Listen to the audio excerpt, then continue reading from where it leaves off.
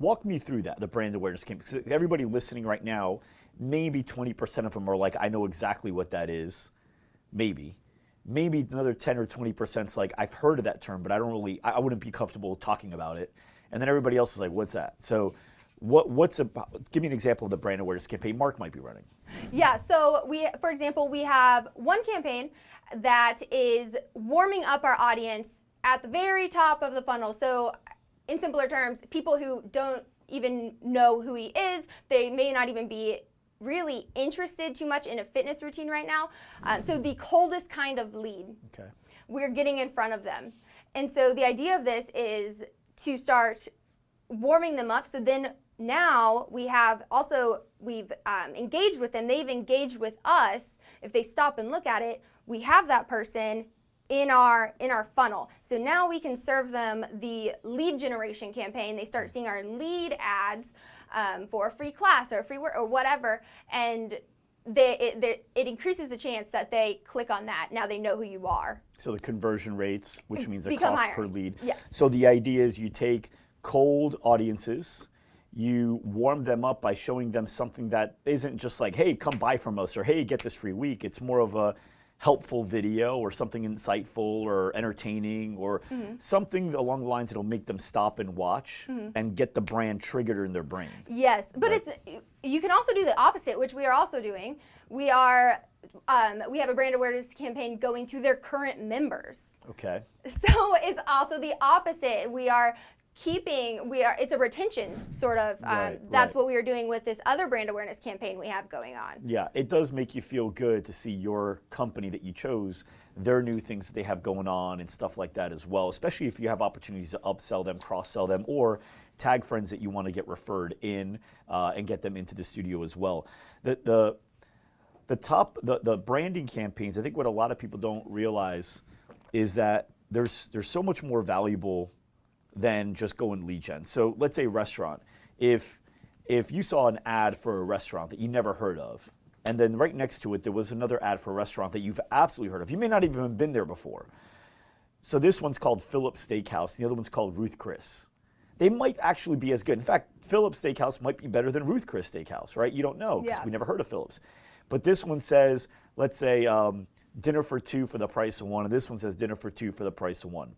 One is, oh look, this steakhouse is having a deal. The other one's, oh, that Ruth Chris place is having a deal. It's different. And so if you're able to show an ad, a lead gen ad, from a company that's actually already familiar to you, you're much more likely to be interested in taking that offer seriously versus if it was a random company you never heard of that was doing this random offer. And that's the idea. Right, exactly. So what kind of stuff does he have in there? We'll use posts that in ads that he's already made that have generated a lot of engagement already. And so we'll just take that post and use it as one of the brand awareness ads. So something he organically posted. Yes. And an example of that would be what? Like what would be something that he might have posted that did really well with engagement? Yeah, so they have testimonials, a lot of testimonials, and they've posted those organically. They also have like wellness advice or nutrition advice. And different things like that, or videos of just quick tips for working out at home or to get active, or just quick little stretches from your desk. Now here's the cool thing about it. Because you're taking an existing post and you're putting money behind it to run it, that post already has engagement. And because of that, anybody that's looking, there's studies out there, it shows a post that has no engagement or like one like versus a post that has a bunch of likes and comments and shares, I'm more likely to watch this because there's social proof that tells me it must be good or interesting. Right. And so you're more likely to engage, watch longer, do all that. So you take ones that have already engaged, you put money behind those, and then that improves the engagement numbers because the engagement sold people on engaging, which is interesting. And now because there's more engagement, Facebook or Instagram finds it more valuable as a piece of content. So they actually show it more at a lower cost, which means your cost per impression, the cost to show the ad, is a lot less. And if the cost per impression is less, obviously the cost per click is going to be less, the cost per lead is going to be less, and down the road, the cost per acquisition of getting that new member is going to be less. So that's the idea. Yes. Right? Man, that's pretty cool. Did he realize how much money he was going to have to spend on this stuff? Because you can't just do, this isn't like $1,000 a month. No. Yeah. So like, what kind of money do you think someone has to spend in doing a campaign like this, an ad spend, in order to really get the most out of it? And so that's a really good, interesting question, a good question, because this is not the kind of person that comes around very often. I'm not used to somebody, ready to spend that much money. So I'm giving recommendations within these limits, thinking I'm restricted, because that's what I'm used to. So he told me right away, actually, whenever I was playing it a little safe on the ad spend and like, hey, if you can spend this, and using words like that, he said, let's pretend that money is not even a question. Just how much would you recommend I would spend on all the platforms we're on, all the brand awareness campaigns? How much would you recommend I spend per day on all, or just overall, on all of that? And I was like, okay, I mean, if money isn't a question, this is how much. Yeah. And what would you say the total sum of that is? What would you say, 5,000, 7,000, 4,000? In ad spend, I think we went with around like 35 or 4,000. Okay, so a little over $100 a day, possibly about 120 Oh bucks yeah, a day. we're spending $100 a day or a little bit more. Yeah, that's really cool. And what platforms is he on? Facebook, Instagram stories, YouTube, Google Display, Waze. Okay.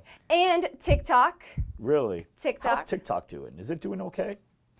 Yeah, so it's definitely, we've only been testing it for a few weeks. Okay. We've only tested with a few different members. But so far, the engagement on the TikTok ads are so high. I mean, we're seeing one point and above click-through rates, or 0.9% Really? click-through rates. We're getting a lot of Click-through meaning clicks. to go to the landing page to learn more. Really? That's pretty interesting. And so with YouTube, with Google Display, those are the brand aware. That's really good for brand awareness. You're going to get leads too, but talk to me the difference between the responsive and the disruptive advertising styles. YouTube obviously being more disruptive, and why? And then, those are disruptive. But then there's search. Search would be more like Google AdWords, organic, that kind of stuff. So what's the difference between these two here?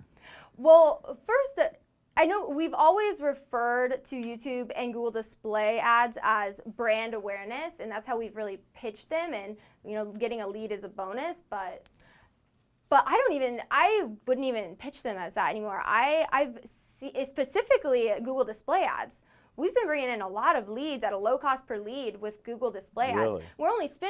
Most accounts are only spending $3 or so a day on Google and YouTube, and we're bringing in a few leads a week. I mean, that puts us at a very low cost per lead on those platforms. So if we had more ad spend to put into these platforms, I think we would get even more leads from them. So the idea is getting people to spend more in those areas, like Mark's doing, for example. Yeah, and so Google Display, for anybody that doesn't know, I want you to imagine you went to Google and you typed in something like how to make a spinach quiche. It doesn't matter what you type in. How to jump higher, how to run faster, how to get better sleep, whatever it is. All those different options that come up that you can click on. Once you click on them, you're probably on some sort of article or blog that you are learning. If you notice, there's always those banner ads on the top, on the left. Maybe we could put some examples of it on the screen of Loud Rumors banner ads so you can see what it looks like. And so these are all Google Display ads. Now, you may say, well, why would Loud Rumor promote on a page about how to make a quiche? Well, we don't care about the page. In fact, Alexa, if let's say you were recently looking at getting a new apartment, and I was recently looking at joining a gym, because of our search history and our interests, we can both go to the same article about how to make a quiche, but the ads that you see in those spots are all about apartments that might be available and looking for new tenants. And I see the same spots, but my ads are about the gym membership local. So really those ads are dynamic and they change depending on the person that's on it and what they've shown interest in and where they've been in the past. And so what you do is you're using retargeting. Anybody that's landed on any of the assets like the landing pages or the websites or commented or did any type of engagement, you're taking those people, putting them on a list, and now we're running ads to them again. So when they're checking out how to jump higher, run faster, sleep better, how to make a quiche, no matter what, they're going to be able to see our clients' ads right on that article. Right, and that's not. There's a whole another piece to it too. we're also having those platforms talk to Facebook and Instagram through the retargeting ads that we have, an audience we've created on YouTube and Google Display. In what way? How does that work? So taking the landing pages that we are running ads to on Facebook and Instagram and adding them to a retargeting audience in YouTube and Google Display. So it already has this list of people list. It hashes all the data. Right. But these people that now Google has access to, that we've shown these ads to, and so it's tracking them, through Google Display now. And it isn't even, we can create lookalike audiences through these people as well.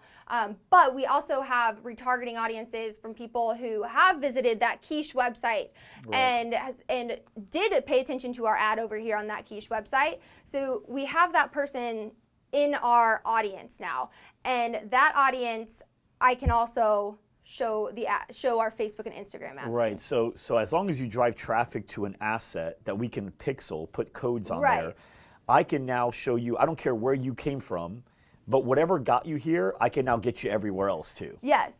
That's pretty cool. Okay, awesome.